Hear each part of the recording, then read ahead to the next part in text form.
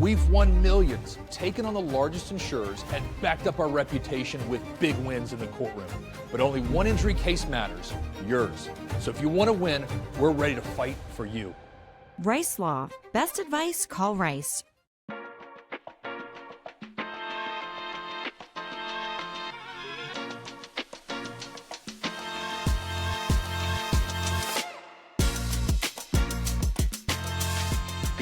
Good morning, Baltimore, and welcome into the latest episode of the Early Birds podcast. I'm your host, Matt Weyrich, alongside Sam Cohn. It is Monday, February 23rd, and spring training is underway. The NFL Scouting Combine about to begin. It is a fun time in the sports calendar, maybe a bit of a dead period. We did just watch USA win gold at the Olympics in men's hockey, a clean sweep across the board in both women's and men's hockey this year.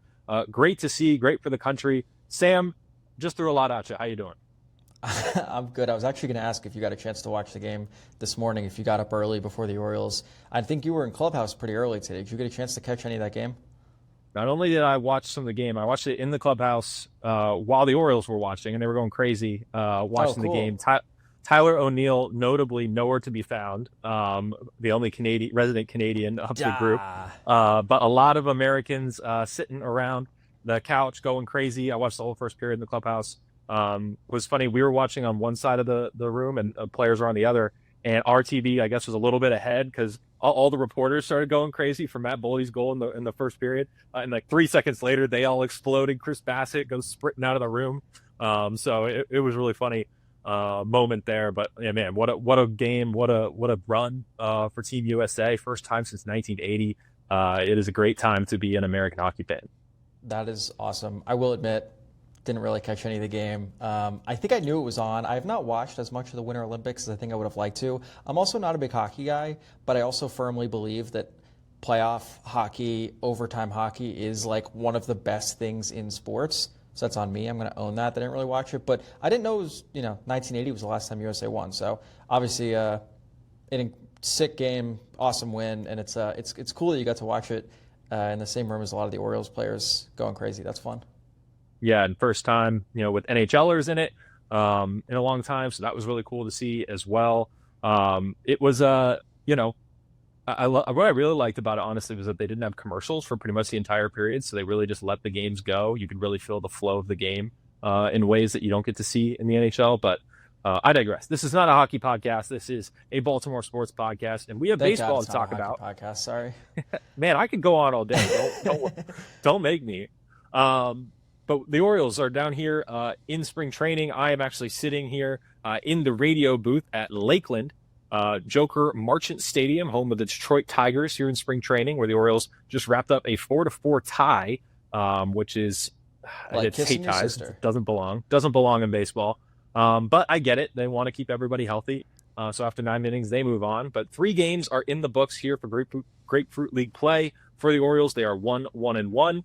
But really the story of the day today was Jordan Westburg, who spoke about his injuries with the elbow and really just the overall injury history and really showed a lot of raw emotion. Yeah, I think that's, the thing that has been the big talking point the last few days. And today, Sunday, you had a chance to hear from Jordan this morning. Matt, I think I want to start, though, before we get to what he said today. It's been a little bit of a mysterious injury situation just because he showed up with a different injury, then this injury popped up. There was some secrecy to what was going on. Reports came out slowly. Albie was a little bit guarded in what he was going to say. He drops we're going to hope that he's good this year, which is always a scary thing to hear in spring training. So before we get into what happened and where the Orioles go from here, can you just take us through what it's been like following along with what's going on and the mystery that's been this Jordan Westburg injury? Yeah, well, first of all, Westburg is coming off of a really injury-plagued year, and really the last 2 years has missed a lot of time. Over 40% of the Orioles games he has had to miss over the past 2 seasons. Not what you want to see from a player who's supposed to be a key member of your franchise. And coming into spring, had an oblique issue that he just kind of woke up with one day. There was no set thing that happened that caused the injury. He just kind of all of a sudden started feeling it. Obviously not great there, but Airbnb mattress. That was last year. It's been something, unfortunately. so far for him, coming from a lot of different ways, whether it be soft tissue injuries, whether it be jamming his finger, pitch, breaking his hand, really just has not been able to catch a break so far. And that played out here as well with the elbow, which actually was a chronic issue, something he had been dealing with for a few years, been managing elbow pain, but eventually there was a partial tear in his UCL that just kind of gradually over time became unsustainable, was his quote. So he ultimately had decided to get a PRP injection rather than undergoing Tommy John, which does bode well for his ability to return. And really, there's some good history there that we'll get into of position players getting back in a reasonable time from PRP injections and not having to undergo surgery. So the timeline now is that he's out for at least April, and then they'll kind of wait and see how his elbow responds to the PRP injection over the next few weeks. Yeah, so then the news obviously comes out that it's going to be a while, and the immediate thinking is this idea that, okay, can they bring him back earlier as a designated hitter, that the door is left open a little bit there, and there's sort of two-pronged things I want to talk about here, and one is Mike Elias stating the obvious, which is Jordan Westburg, quote, he's one of our hardest workers and just one of our best teammates, and everybody's feeling for him, and he's had a lot of terrible luck. Jordan Westburg is the quintessential, and I think to be a professional athlete in any sport at any level, you have to have a certain level of competitive drive. That's just, it comes with the territory. Jordan Westburg is part of that upper echelon of people who will do anything to get themselves out there. So I think when this first came out, the thinking was like, Jordan Westburg is going to find a way to get himself out there if it's possible. And we'll get into, he said today something about he wants to make his body bulletproof, which just, I think it speaks volumes to who Jordan Westburg is. And every injury he's had, he'll talk about it and he'll tell you about it, but he's going to do everything he can in his power to get back on the field. And candidly, not everyone is like that. And that is human nature, and it makes sense. So it's impressive to see. And you sort of knew before they made the decision, something's wrong. He'll find a way to get back out there. We'll give a hat tip to your beat partner extraordinaire, Jacob Calvin-Meyer. He had tweeted the other day as this came out when the Orioles decided to go with the PRP injection, just a handful of examples of players who have gone through this and sort of similar paths and how things have worked out for them. So just to rattle off a few, Bryce Harper got a PRP injection in May of 2022. He missed 1 week, and then he DH'd the rest of the season before getting Tommy John in the offseason. Jeff McNeil got a PRP injection in October of 23. He was ramped up during spring training and was ready for opening day in late March 2024, but he hasn't missed time with an elbow injury since. Tommy Pham had PRP injection in offseason before the 2020 season, but his return date was a little murky given that season was delayed by COVID. Obviously, he hasn't missed, the point being he hasn't missed any time with an arm injury since. Shohei Ohtani, two-way player, got 2 PRP injections in the span of 9 months. The first was October 2017. He was ready for opening day. The second was June 2018. He missed a month, was back to DHing in July, and back on the mound in September. The list goes on. For you, Matt, the way you understand Jordan Westburg and thinking about this situation specifically, the Orioles both have a roster to figure out for opening day and a decision to make that will be impacted by whether or not he's healthy before or after the trade deadline, and we'll get into that. Just how do you see this playing out? I don't want to speculate too much on his health because that's not fair and unethical, but what do you see, where do you see them going here? Yeah, I think it's certainly possible that he returns as a DH right away just to get his bat back in the lineup. Now, a lot of this is going to depend on what the team looks like over the first month of the season. The Orioles are holding a spring training competition right now for that starting third base job. It could go down to Blaze Alexander, Kobe Mayo, or Jeremiah Jackson. All three are kind of in the mix. All three could end up being on the roster and competing as the season goes on to earn playing time and start there every day. So by the time Jordan Westburg comes back, I mean, all of these guys have varying degrees of upside. Should they start to really put it together, there could be a situation where Westburg actually shares time with one of those guys just to keep him healthy, but also to get that other guy's bat in the lineup and continue to build off whatever strong start that player might be off of. Now, it does pose some problems with the DH spot. The Orioles already have Tyler O'Neill, whose injury history is just as long as anybody's, who they're going to try and limit playing time with, probably putting him in at DH. They have 2 catchers that they're hoping to roster in Adley Rutschman and Samuel Basallo, both will probably need to use the DH spot to play on a regular basis. And the addition of Pete Alonso forced Ryan Mountcastle to the bench. And if there's a tough lefty on the mound, the Orioles are likely going to want to stack righties against him using Ryan Mountcastle in that DH spot. So if Jordan Westburg comes back and is strictly a DH only, that's going to throw a wrench into the playing time situations of several different guys. So while I could see them starting him back as a DH just to get his bat in the lineup, one, if guys are hitting well in that third base spot, and two, if they really have everybody else healthy and don't want to throw a wrench, like I said, into all of these other situations, they might just wait a little bit longer until he is ready to return as a third baseman so that they don't have any kind of hiccups in their kind of rotation of players. I was going to say, does it make more sense to play the cautious card with a guy who's had such an injury history dating back to nearly the entirety of his major league career?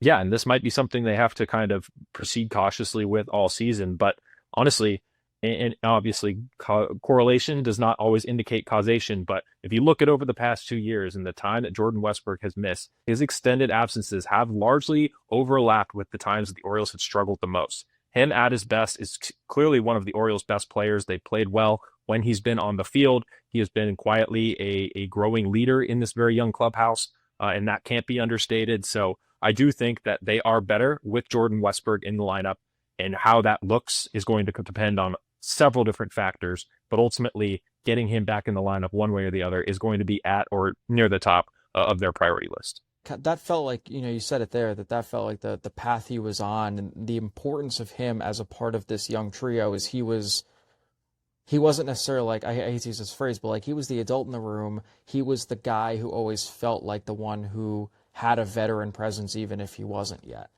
He wasn't one of the younger guys who was just a good baseball player. Like the kind of guy he was rubbed off on the rest of his teammates. And as you said, the Orioles played some of their best baseball just by him being in the lineup. And it was enough of a difference maker when he's in the lineup that it trickled out to the rest of the season, to the rest of the lineup. And that was a big part of last season, is figuring out the fact that they needed certain guys in the lineup for them to play their best baseball. I mean, if this young if this young core is going to get over the hump and start winning some playoff games, they're going to need to not be so reliant on one or two guys being in the lineup, being the catalyst of excellence. They can't rely so heavily on one or two guys to feed off of for the rest to work. They need to be good at, either way. And I think when you have a guy like Jordan Westburg, that's something you're weighing, is knowing the impact that he has in the lineup and in the clubhouse versus when he's not out there. Yeah, and to the front office's credit, I mean, they really did kind of prepare for this situation. They made the trade for Blaze Alexander, mind you, before Jackson Holliday or Jordan Westburg were hurt.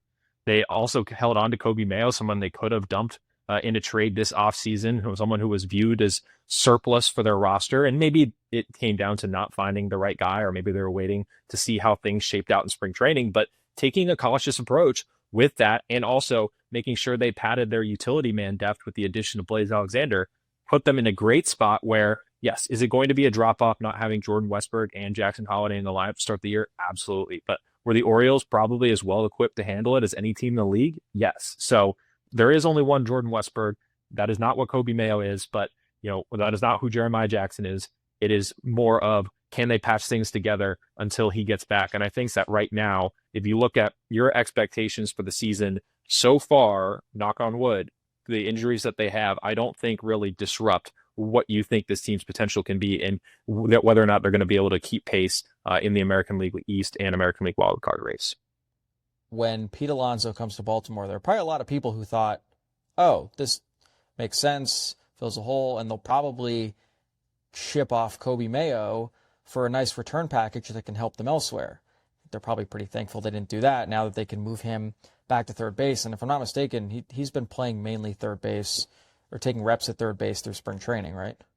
Yeah, and it's funny you say that, because third base was his old position. It was where he played the most in the minor leagues. After being drafted as a shortstop, he did start to pick up some first base when it looked like Westburg was going to be the guy there, and that might be his best path to playing time. He also even after they signed Alonso, he spent most of the offseason focusing on third or first base. Really only until the last month before camp, he got a phone call and was told maybe if he should start taking some more reps over at third. That proved to be a good decision because obviously now that is going to be his bet path to playing time. Now, he had to move over from third in the first place. There are questions about his ability to play there defensively, particularly with his throwing. Did see him in today's game against the Tigers make a nice play, charging a ground ball and throwing on the run to hit Pete Alonso for a good play on the ground. So, it's something that he's kind of worked on with his throwing, changing his arm angle over the years. Still definitely a work in progress as I've seen on the backfield so far this spring, but certainly something that Miguel Cairo, the new infield coach, fresh set of eyes, we'll see if they're able to kind of find a middle ground for him to settle in at that position.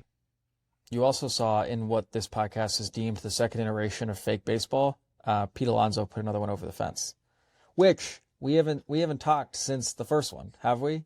We have not. And you called it. We had said on the last episode we did, I sent this to you immediately. We said on the last episode, we talked about how just seeing Pete Alonso hit a home run or two, having that come across fans' feeds on social media would do a lot for the vibes. And they've played 3 games since we've last talked, and he's hit 2 home runs. And I'd say it's been cool to see. The vibes are definitely up, and the home runs are definitely doing it. I mean, it was a no-doubter today, 411 feet to left field. 2 games that he's played so far, he's homered in both of them. I mean, it looks effortless out there. The Alonso power. It's almost like, all right, he looks good. Put him in bubble wrap. Let's get him up to Baltimore for the season. Right. We don't need to see anything more from him. But one thing I did think was interesting was I was looking down at the dugout, and he's down there sitting up on the front step where the manager usually sits, and he's barking over to Samuel Basayo in the on-deck circle, making pitch motions with his hand and pointing out to the outfield. And then he does the same thing with Jose Barrero the following inning, and I catch a video of him talking with Barrero in the dugout doing the same thing. Barrero goes up and hits a double off the wall his next at bat. So I don't know if those two things are correlated in any way, but I would say that the Alonso effect is clear. It's something that, I mean, I'm seeing him standing over there talking with Mayo for a while, talking with Cowser. I mean, he is going to guys. He is making himself available to players. I mean, there were talks about maybe Pete Alonso was the problem in New York because the Mets really collapsed in the second half and the clubhouse was in ruins and all this stuff. Was Alonso the problem? That's why the Mets didn't offer him. What we're seeing so far, maybe it's a different Pete Alonso, but this is a Pete Alonso that has looked like exactly what this clubhouse needs so far.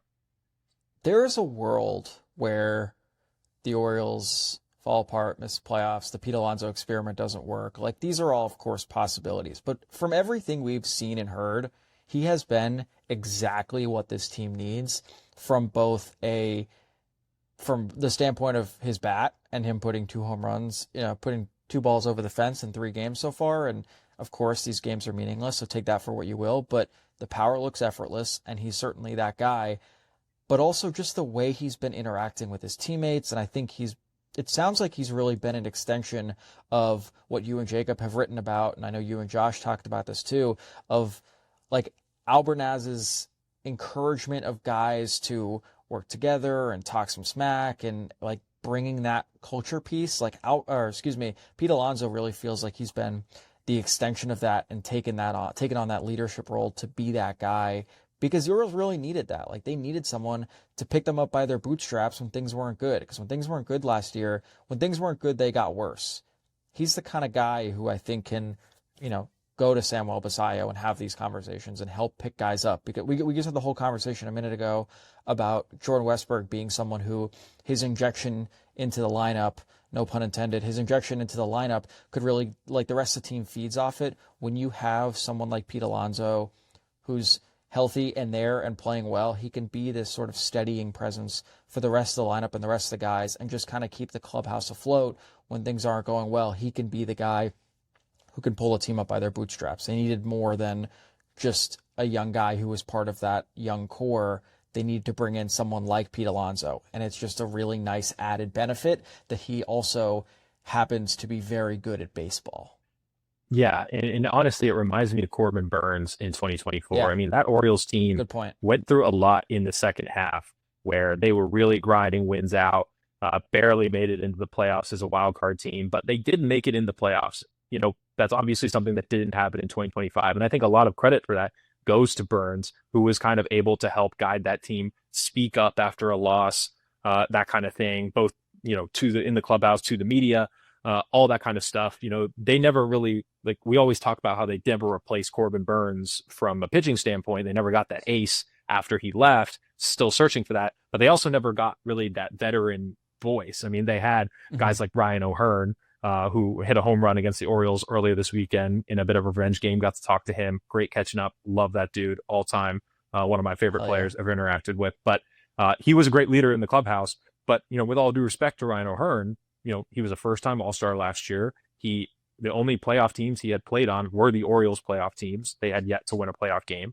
And while he was a veteran in the age standpoint, he had just as many at-bats as, some of these young Gunnar Hendersons of the world, because he had been kind of a part-time player earlier in his career. So they really didn't have anybody who had been through and done it before in the playoffs. I mean, Charlie Morton comes to mind as a guy last year who was that. But like you said, they kind of needed somebody who was both good and could speak from a veteran leadership standpoint. And that's exactly what I think they're getting in Pete Alonso. Totally. It was funny to hear O'Hearn say he was getting 23 Orioles vibes from the clubhouse. Come on. Yeah, I know. But I do think there are some similarities. They're a young team, all that kind of stuff. Although I will say in 24, they went to play the Nationals, and Ramon Arias said he was getting 2023 Orioles vibes from the 2024 Nationals, who have been bad ever since. So I think they might be throwing the 23 Orioles thing around a little bit too much. But I get the sentiment, and obviously O'Hearn's bought into his new team. And, they did have a good offseason, I will say. It is nice to see the Pirates actually trying to win as opposed to the shoddy way that they have been run as an organization for the last 2 decades. It's a great regular season benchmark, but maybe pick a different team if you want to go a little bit further. Because obviously they had so much success. I guess 101 wins. I mean, it's a good season. How many Pirates fans would love to get swept out of the playoffs? After the last 10 years they've had. Quickly. Oh yeah. I mean, just get Paul Skeens in a playoff game. I think you're guaranteeing yourself a win. So, yeah. Matt, let's do some roster projections. Coming into this spring training, there might have been some people looking at this roster and saying there's not a lot really to parse through. I think we touched on that a little bit in one of our previous episodes.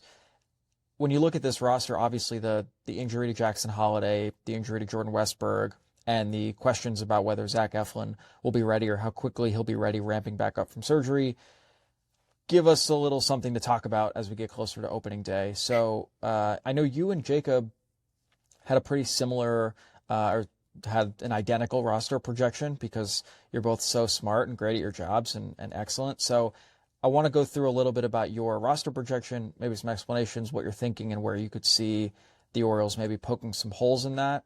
Start with catcher. Could they take 3, or do you envision 2? Right now, to me, it looks like Adley Rutschman and Samuel Basallo will be the 2 catchers on this team. Now, we talked about the DH spot and how that kind of allows them to play both guys. And when you do that, you do wonder if you need a third catcher so that somebody can come off the bench in case of an injury. But they do have Taylor Ward, who I think could be an emergency catcher. He was a catcher as a prospect when he first came up and before moving to third base and then the outfield. So I think in a pinch, you could have him be a third catcher. And maybe that's something that as the season goes on and guys start to feel the effects of wear and tear, maybe get banged up, maybe you start to think about having a third catcher later on in the season. But I think to open the year, I think you're just fine having Adley Rutschman and Samuel Basallo to begin. Remember last year, how many did they need? Like 6 or 7 at one point? That number got up there. Yeah, it got up there. They were pulling guys off the street and starting them that night. I mean, Jacob Stallings had a legendary game in Atlanta where signed that morning and had the go-ahead hit in the 8th inning. I mean, they're definitely hopeful that they don't have to get to that point. And if they do, they have Sam Huff, who seems like the leader right now to be the third catcher if they so need, but also Maverick Hanley and Creed Willems, 2 organizational guys who will be down in AAA Norfolk as well. So I think they are at least in a better position now with some major league catching depth, whereas last year, Maverick Hanley was kind of the only internal org guy who maybe was ready for that opportunity. Quick aside, it feels like maybe baseball and hockey are the only 2 sports where that might happen, where you're picking up a guy off the street. Like if you need a goalie, there's only so many goalies out there, but in baseball, I guess you go through 6 or 7. That's not really going to happen in football. I mean, it's not going to happen in basketball, but it's just, I don't know, it's fun to see that come together. opening day infield without two of your presumed starters. What do you envision that looking like, Matt? Yeah, I think the obvious four are Alonso, Mountcastle, and Gunnar and Blaze Alexander. Those are the four that almost certainly will be making this team. And as my colleague Jake Calmeyer mentioned, laid out in his roster projection, having Mayo and Jeremiah Jackson is possible to open the year. Now, both are kind of questionable fits defensively. Kobe Mayo obviously working out at third base right now. Jeremiah Jackson, technically a shortstop, but has been getting a lot of time at second base so far in spring. He played some third last year, and he actually played in the outfield as well, making his major league debut in the outfield, which is also his first time ever playing the outfield professionally. So I thought he fared decently out there for a guy who was just thrown into it. Certainly is going to need some more reps out there. Haven't seen him taking a lot of balls out in the outfield so far. It seems like the focus has been on the infield, but manager Craig Albanez has said that he intends to get him time at both infield positions as well as the outfield. So we'll see as the spring progresses. But looking at the bench right now, if you don't carry a third catcher with both Jordan Westburg and Jackson Holiday on the IL, it does look like you can get both Mayo and Jeremiah Jackson in there. And I do want to circle back. We never did actually talk about Jordan Westburg's quote real quick of what he said this morning in the dugout or in the clubhouse, excuse me. And I just want to read this one part. He said, I'd like to see, this is when he was asked, because in the minor leagues, he was an Ironman. He played almost every game, never had to go in the minor league IL. All the problems didn't crop up until he reached the major leagues. And when asked about that, he said, I'd like to sit here and say extremely confident about getting back to that guy. But some of this wears on you mentally. So there are doubts. But like I said, I'm going to do my best to kind of see what avenues that I can go down to help bulletproof my body a little bit more. Chuckle as he said that. I don't know if there's a way to do that, but I'm going to try. That's another frustrating part of this, is I do feel like I was able to stay healthy and play through a lot of things. And to an extent, I did the past couple of years, still playing through things that weren't disclosed and weren't announced. But some of these major ones, you just can't play through. So yeah, I'd like to say that I'm extremely confident, but only time will tell. So that right there tells me that there is an opening here for a part-time role when he gets back, that he could be understanding, similar to how Tyler O'Neill might be, that he can't play every day if he is going to stay on the field, or at least maybe that is the plan to start until he kind of gets into a rhythm, starts to feel more comfortable, and maybe they can start thinking about playing him on a more regular basis. But like I said, with the roster, these last two bench spots look like to me that Mayo and Jeremiah Jackson could be the leaders there to start the year. Matt, I'm glad you pointed out that he chuckled as he said that, because as I was making our quote graphic for @SunEarlyBirds, which you can follow us on all platforms, of that quote that he said this morning, the part about being bulletproof, I think when I read that, having covered Jordan Westburg, I was picturing this like really maniacally intense deadpan staring into a reporter's eyes, crazy, like, yeah, I want to bulletproof myself because this can never happen again, and I'm going to get back on the field some way. So I'm glad he's in good spirits, is what I'm trying to say. That's good to hear, especially for just Jordan Westburg, the human, who's been such a great guy, who's been through so much, and we hope that he can get back in some capacity sooner rather than later. For the outfield, two-part question: what are your five, and how confident are you in those five? Yeah, right now, with the group that they kind of brought in to spring training, I think it is probably the same five guys that we would have had at the start of camp. And that's Tyler O'Neill, Colton Cowser, Taylor Ward, Dylan Beavers, and Leody Taveras. And looking at this outfield, Heston Kjerstad is forcing his way in. And I think that is the conversation that we are going to have throughout camp, of whether or not Heston Kjerstad can get on this team. And that's where maybe they don't end up carrying both Mayo and Jackson. Maybe Kjerstad hits well enough. They decide they want that lefty bench, bat off the bench. Maybe they just go with one fewer infielder. Blaze Alexander can play all over, so that kind of covers you. But, he is looking like the starting second baseman, so maybe you do need another backup. Maybe Leody Taveras, who signed a one-year deal for about $2 million this year, can be placed on waivers. He'll probably clear and then maybe accept a minor league assignment as minor league depth. So there's a couple of ways they could go about getting Kjerstad onto the roster. It would be uncomfortable. It would force some tough decisions, but he just hit his first home run of the spring here on Sunday against the Tigers. It was a shot to the right center field.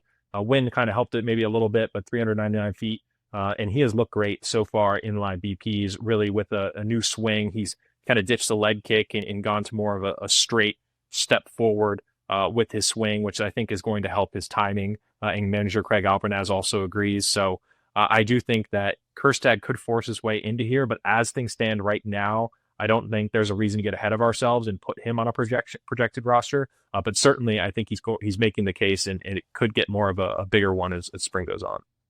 Yeah, as you said, it'd be cool to see him be in the mix. And former Ravens offensive coordinator Todd Monken used to say a lot when asked about the pass catchers in Baltimore that it's better to have too many and have to make some of those tough decisions than have to be scraping the bottom of the barrel to figure out where you're going to throw the ball, or in this instance, who's gonna play in your outfield. Bullpen, what are you looking at there? And then I guess tie that in with the starting rotation. What's the latest you're hearing on Zach Eflin? Yeah, I'll start with the rotation. Kyle Bradish, Trevor Rogers, Dean Kramer, Shane Baz, and Chris Bassett is my five. It's the five that Jacob laid out as well, with Zach Eflin projected to start the year in the IL. Now, it's early, right? And Eflin is throwing. He has already talked about how great he feels and is done a live bullpen sessions, hasn't gotten into a spring game yet. My read on it right now is he's about a week behind most of the starters right now. So whether or not that can be made up in the spring remains to be seen. Also, the Orioles might want to IL him to start the year just to they have a couple of off days early. If they were to go with a 6-man rotation, you'd have guys not pitching for 6 or 7 days in between starts. So I don't know that that's a situation they want to get themselves into. The break glass in case of emergency scenario is sending Dean Kramer to AAA. I don't think that's likely to happen. I think it's probably more likely they go to a 6-man than that. Maybe they move him to the bullpen, but that is also going to depend on what decisions they make with the middle of the bullpen. We look at right now the group that we're looking at: Ryan Helsley, Andrew Kittredge, Junior Cano, Keegan Aiken, Rico Garcia, Dietrich Enns, Tyler Wells, and Albert Suarez. Now, Albert Suarez is a non-roster invitee, so he would be the easiest to not include. They could send him to AAA Norfolk and keep him there until they need him for a swingman role. Tyler Wells, whether or not they want to use him in a long relief role or maybe a high leverage late inning guy, or if he, injuries happen, he gets in a rotation, could open up a spot there. So the bullpen and rotation this year are very intertwined. I could see Kramer being used in that long relief role if they decide to have Eflin to start the year. We'll see. I don't think they're going to want to get Kramer, who was their innings leader last year, out of that rotation, as we have talked about, with guys questionable to be able to make 30 starts on the year. So there's a lot of different ways they could go with it. It's really going to depend on health, but I think Eflin is the big X factor in whether or not he's ready for opening day. About a month away from opening day. You're in Sarasota for another, 10 days? Through March 7th. Yeah. So whatever that shakes out to be from now, about 2 weeks. And yeah, let us know in the comments if you're watching on YouTube, if Matt's gotten any tanner since our first episode, or if he needs to spend a little bit more time at the beach away from the ballpark and give himself a day off. I'll tell you, the farmer's tan is definitely looking good. I don't know about the rest. We'll get there. We'll get there. You'll look ready to go when you go play golf too. The farmer's tan will come in even stronger. Yes, sir. Yes, sir. Well, we're going to go ahead and switch over to Ravens. Talk about Tyler Linderbaum with the franchise tag window now open. What will the Ravens do with their franchise center? We'll be back right after this. What if you settle your accident case too soon, only to realize you left thousands, even millions on the table? At Rice Law, we fight for every dollar you deserve. Don't settle for less. Get the right lawyer right now. Rice Law. Best advice, call Rice. If you would like what you're hearing on Early Birds podcast, you should definitely sign up for the Baltimore Sun's free sports newsletter sent right to your email. We are in the locker room, the clubhouse, at practice, and at every single game, talking to our sources and observing all of this information that we put into Baltimore Sun's weekly Orioles Insider and Ravens Insider newsletters. Sign up for free at baltimoresun.com/newsletters. And we're back. Still very much the infancy stages of the Ravens offseason. A lot of moves yet to be made. They have their coaching staff. Has been completely filled out now. They know who is going to be calling plays next year. But now the attention turns to the roster. Free agency not yet open, the draft still ahead, but the franchise tag window has opened, which raises the question of what the Ravens are going to do with their franchise center, Tyler Linderbaum. Linderbaum has been a stud at the middle of their offensive line for the past few years. We talked on an earlier episode about the problems they had at guard. Some of that mitigated by the presence of Linderbaum at center, who is one of the best in the game and certainly one of the free agents this offseason who is in a position to get paid. Now, Sam, with the window open through March 11th, what do you feel like are the Ravens' options here with Linderbaum for the next couple of weeks? Sure. So let's just kind of take a step back real quick. I mean, he's the last major free agent that the Ravens have to figure out. Obviously, we've talked a lot about the restructuring of Lamar Jackson's contract and how that will play into their ability to maneuver free agency. But of guys that could walk out the door and go play for another team in 2026, Tyler Linderbaum is the top of that list. They were able to check off a bunch of boxes dating back to last May, I think it was. So of the major signings, I mean, they re-signed Derrick Henry in May, Kyle Hamilton over the summer, Mark Andrews and Travis Jones both got extensions inked during the season. They also got John Jenkins and Nick Moore to sign extensions. So the last major one, and obviously Isaiah Likely is a prominent free agent that they have, but at this point it seems pretty likely he'll be playing for another team in 2026. So Tyler Linderbaum is really the last major one that the Ravens are going to be looking at trying to figure out how to keep him in Baltimore if they can.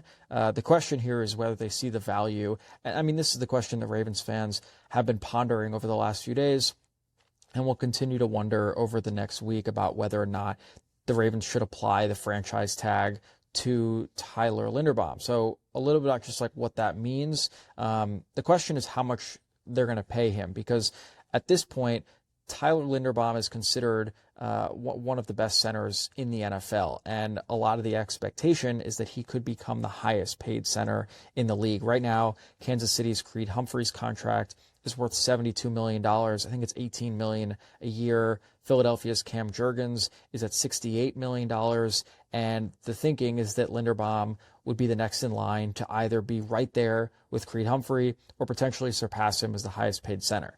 So the question here is whether the Ravens see value in re-signing a center around $20 million-ish would be the number if they apply the franchise tag, or if they'd rather spend money elsewhere and build this offensive line through the draft and through free agency. As you mentioned, Eric DaCosta has until March 11th to figure out whether he wants to do that. And I think, Josh Tolentino is going to be in Indianapolis for the scouting combine.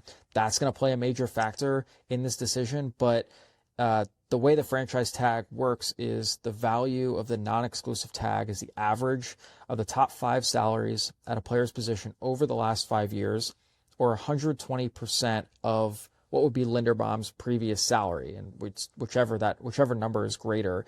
In Linderbaum's case, according to Over the Cap, who does a great job with all this stuff, and when the numbers get tricky and complicated, in Linderbaum's case, if they do apply the franchise tag, that'd be $27 million, nearly $28 million for next year, for another year. So the question is, are the Ravens willing to pay that kind of money for the stability of a guy like Tyler Linderbaum, or do they see going another route? As you mentioned, Linderbaum was a pillar of stability in a lot of ways. He's a really well-liked guy in the locker room. He's had a lot of familiarity with Lamar Jackson. He's ranked 4th among interior offensive linemen in pass block win rate, measuring if a blocker can sustain a block for 2.5 seconds or longer, et cetera, et cetera. Like he had an impressive year in run blocking.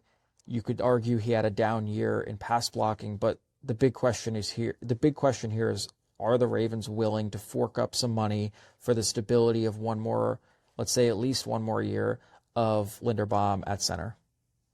Yeah, and considering Over the Cap puts their cap space this offseason at $22 million, it's certainly, if they do place the franchise tag on Linderbaum this year, is going to require some restructuring, whether it's Lamar Jackson or other veterans contracts, to open up space. As we've laid out, there are a lot of roster needs for this team, and while interior offensive line is maybe chief among them, committing such an amount of money to a player at a considered non-premium position does beg the question of how they're going to be able to address maybe some of the other greater concerns through free agency, as has been promised this offseason in terms of spending by Eric DeCosta. So let's look at both sides of this coin here, Sam.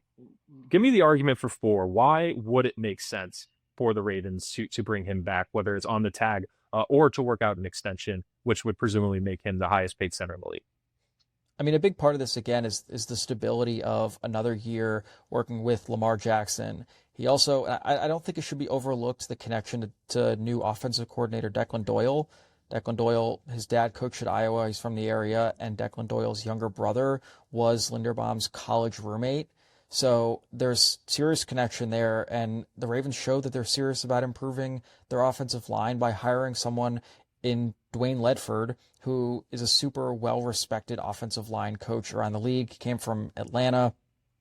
Linderbaum, again, as I said, excellent run blocker.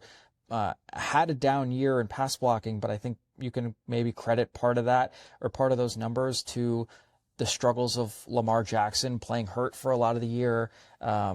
So I think the argument for is, again, that stability, and that if you're going to bring him back, you're looking at. So we mentioned the money. The other side of this is, how confident are they in the rest of their offensive line, and how confident are they in building out if they return a lot of the offensive line, or how confident are they that they can go build out the rest of their offensive line? Because it's unrealistic for the Ravens or for anyone to believe that they're going to have 5 guys who are all Pro Bowlers and all pros and all studs, whatever. Linderbaum has been a perennial Pro Bowler. He's been great in Baltimore, and he said at locker room clean out at the end of the season, if it were up to him, he'd love to stay in Baltimore. But the question is whether the Ravens are willing to pay for something like that with a team where they're trying to get over the hump. And I think the interesting thing to think about here is, and this is a really hard question, and it requires the Ravens to really look themselves in the mirror. Do they see this season as themselves competing for and potentially winning a Super Bowl? Or do they see this season as a transitional year where they can be very good, but it's Jesse Minter's first year, and they don't necessarily see themselves getting over the hump in Jesse Minter's first year? Mike Vrabel got to the Super Bowl in his first year in New England, but they didn't win it. But I think that's an interesting part of the question, right? It's an interesting part of the calculus about figuring this out, because if you see this season as a legitimate Super Bowl path, the Ravens, I think, are 4th maybe on the list of best odds as we stand here in late February to win the Super Bowl. But do they see themselves as getting over that hump? Because if so, I think you should be willing to fork up some money for that stability, to not have to go through the process of Lamar Jackson getting used to a new center and build that new relationship, considering he already has to work on getting on the same page as a new offensive coordinator and a new staff. So are you willing to fork up some money to keep that stability there with Lamar and with the offense and keep that relationship there? And then the other side of that is when you look at the rest of the offensive line. Because if you see, obviously we know we've talked ad nauseum about how poorly the offensive line played last year, but maybe Emory Jones comes in year 2 and plugs up one of those guard spots that was such an issue with either Daniel Falele or with Andrew Voorhees. So maybe you see Emory Jones as a plug-and-play guy who can be the solution. The other side of that is maybe you don't want to pay Linderbaum, and maybe you either this next week in the scouting combine see a day 2 draft pick option who could take that spot and who could put you in position to win games and be a good enough center. Or maybe you see a guy like Corey Bullock, who was once on the practice squad, who worked his way up and looked better this past year and filled in and played well in the preseason, and maybe you see a path for him to become Linderbaum's replacement. These are obviously conversations that are being had on the inside, and we won't necessarily know for another few weeks, but it'll be interesting to see. Just to get back to your question, you asked about the argument for, Linderbaum has connections to the new staff. He already has a long-standing relationship with Lamar Jackson. He's a well-respected and beloved guy in that locker room. If you see this season as a chance to legitimately go contend and potentially win a Super Bowl, and you can restructure Lamar's contract to give yourself some flexibility, I think it makes sense to franchise tag him. Matt, I want to ask you a question too, a fun fact. Do you know in the Ravens' 30-year history when the last time they franchise tagged an offensive lineman? I do not. Not the faintest idea. So I didn't know they've only franchise tagged like 9 guys in the 30-year history. Most recently was Nnamdi Madubuike in 24 and Lamar in 23. It was Wally Williams, and it was before I was born. It was in 1998. Been a minute. Funny. So they've only franchise tagged an offensive lineman once, but I think when you look at a guy like Tyler Linderbaum, like he's been so valuable to this team, it's certainly worth the consideration once you parse through what you as an organization envision in the draft. Yeah, I mean, their offensive line is going to have to undergo major changes, probably regardless, especially at the guard positions as we talked about. So if you were to bring in another new center after already getting stellar play at that position, risking drop off there, having to get Lamar comfortable with a new center when he's already getting comfortable with the new offense. That's just introducing more change into the unit. I can understand why you'd want to keep him around, particularly from a stability standpoint. I do just wonder that you look at this offense, you look at the shopping list that this team is going to have, even if you are able to convince Lamar Jackson to restructure his contract, that is a big if. I don't think that it's something necessarily you can take for granted here. You do have to look at the rest of the roster and prioritize, like, do we need to add another cornerback? Do we need a true X receiver? Those are 2 premium positions that are going to cost money if you're going to really add impact talent. And even if you were to restructure some of these contracts, you just might not have enough room to check off all the items on your list. This is not baseball where you can be Mike Elias and decide to go out and address 15 different things on your roster over the course of an offseason. The way NFL rosters are constructed in the salary cap, it doesn't always allow for that, especially when you're so far into your competitive window like the Ravens are. This is not obviously a team that is building from the ground up and has a ton of cap space because they have a bunch of players on rookie deals. Players on rookie deals are extremely valuable to the Ravens as they don't have to pay them absorbent amounts of money. They use their premium assets in the draft to get guys like that. So I do wonder if bringing back Linderbaum would put them in a position where they're kind of unable to fulfill the promise that Eric DeCosta has laid out for this offseason in truly addressing the concerns of this roster. Yeah, and listen, continuity is great if you can get it. You mentioned that they're going to have to address other parts of the roster to keep that championship window open. As much as Tyler Linderbaum, I just have to go slow when I say his name, or else I feel like I'm going to flub over it. As much as he has said he wants to stay in Baltimore, he wants to be a Raven. He's really enjoyed his time developing within this organization. I'm sure he'd also love to make $70 million on the other side, on the other coast. But again, this is up to the Ravens. The other interesting point I wanted to bring up with you, Matt, which sort of might help with some of this conversation here, is that I'm sure a lot of Ravens fans saw Eric DeCosta sat for an interview with the Inner Circle pod hosted by Aaron Donald, and he basically said, hey, we're a draft and develop team, not a free agency team. And one, important to note that Eric DeCosta said just a few weeks ago they have every intention of being active participants in free agency. And two, they drafted and developed Linderbaum. So if you see yourself as a draft and develop team, I would imagine you'd like to keep around the guy who you drafted and developed, or the alternative being, if you don't want to pay him a ton of money, you feel confident enough in your process that you can draft and develop another guy who can come in quick. And maybe, again, it's a different position, but on that offensive line, Emory Jones is that guy who in year 2, who played very sparingly due to injury, and they just didn't want to shuffle too much of the offensive line in his rookie year, but maybe he comes in year 2 and he's a legitimate contender for a starting job. So it'll be interesting to see, because I think to Eric DeCosta's quote about that, sort of contradictory quote about that, if they feel like, okay, we don't want to pay Linderbaum north of $20 million, we want to go draft a guy, then they feel confident in their process and their ability to do that, and maybe there's someone out there who would be great. From a team building standpoint, like you look at the center and the guard positions right now, if they were to let Linderbaum walk and they go out and they sign with the money that they would have spent on Linderbaum for 2 above average interior offensive linemen, a center and a guard, and then they use a second round pick on another offensive lineman to kind of add into the mix. Like, is the net gain there going to be greater than if you sign Linderbaum and draft a guard and then roll with the other 2 guys maybe competing for the other spot? Like, that's kind of putting yourself in a position where you're going to be relying on players that really did take a step back last year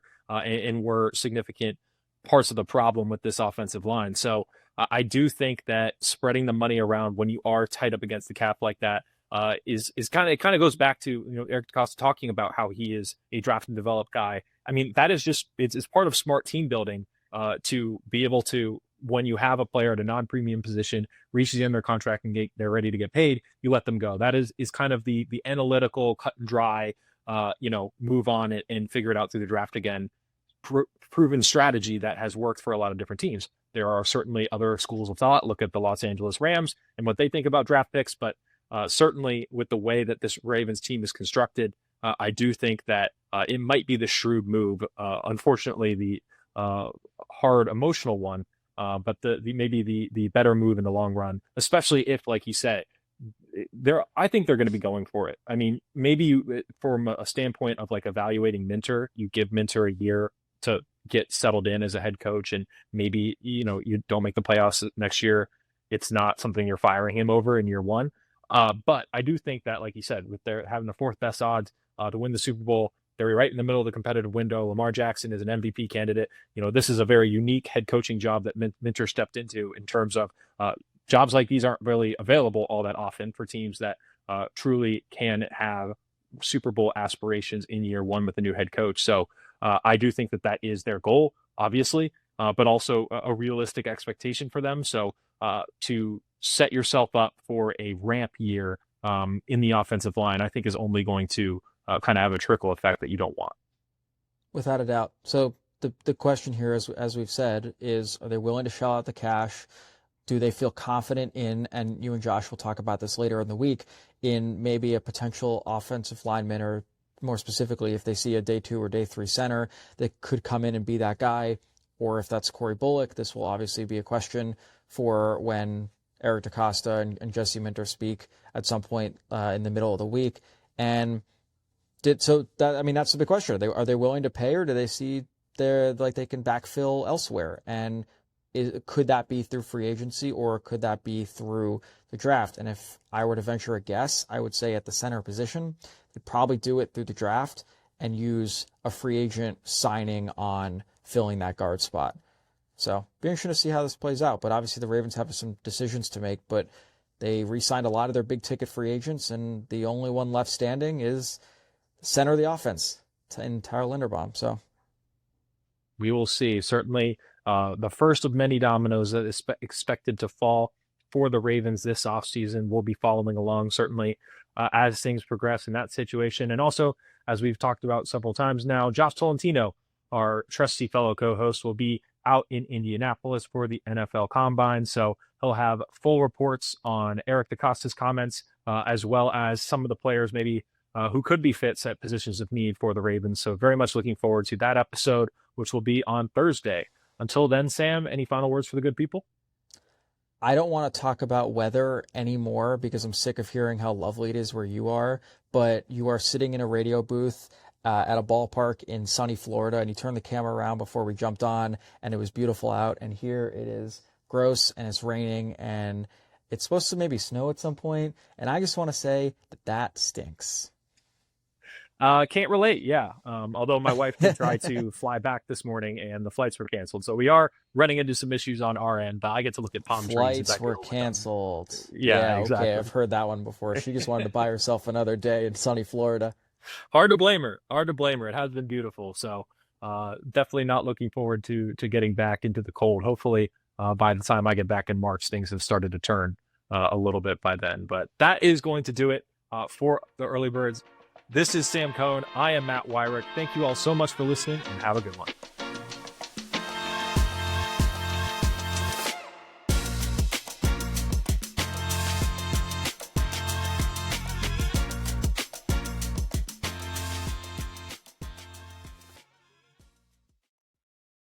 We've won millions, taken on the largest insurers, and backed up our reputation with big wins in the courtroom.